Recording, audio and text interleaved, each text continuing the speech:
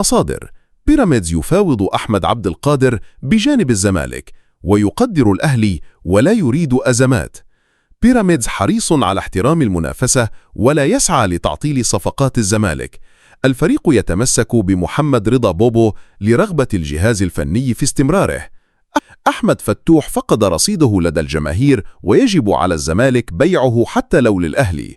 ثروة سويلم: إلغاء الهبوط الموسم الماضي كان بقرار الجمعية العمومية وليس رابطة الأندية، ولم يتكرر.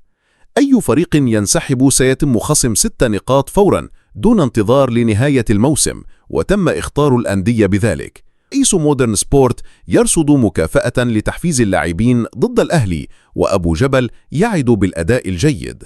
طبيب الأهلي: عودة إمام عاشور للمباريات بداية من الأسبوع الثالث في أغسطس.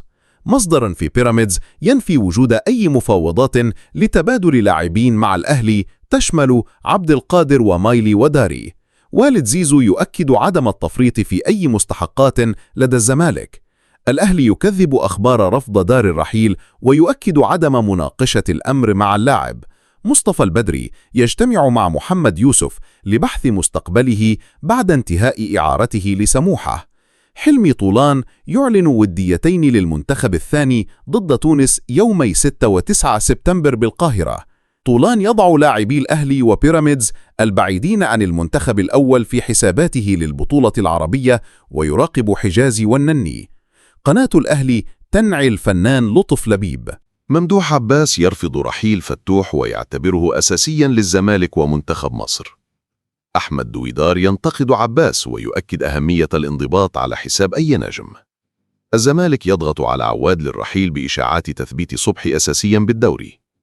بيراميدز يسابق الزمن لإنهاء صفقتين قبل غلق القيد 6 أغسطس. نوير يدرس التراجع عن الاعتزال الدولي للمشاركة في كأس العالم 2026. ديبورتيفو: أندية سعودية مهتمة بضم ليفاندوفسكي، وبرشلونة قد يوافق إذا رغب اللاعب. الفيفا يحدد 5 ديسمبر موعد قرعة كأس العالم للمنتخبات. جالاتاسراي يضم النيجيري فيكتورين ب75 مليون يورو.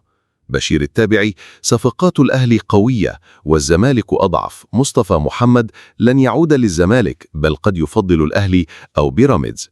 يرى وجوب تعديل عقد إمام عاشور وتفضيل المهدي سليمان أساسيا في الزمالك، ورحيل صبحي إن لم يلتزم.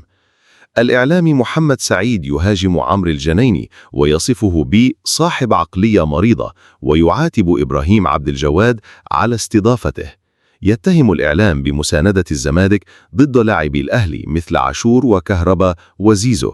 نادر شوقي: انتقال زيزو للأهلي ليس سببه المال فقط، بل رغبة اللاعب. ربيع ياسين: على الأهلي ترك عبد القادر يرحل إذا لم يكن بحاجة له، حتى لو انتقل للزمالك. الأهلي هو الأوفر حظا لحصد البطولات بسبب تكامل تشكيلته، لكن يحتاج لدعم الدفاع وبديل لعلي معلول.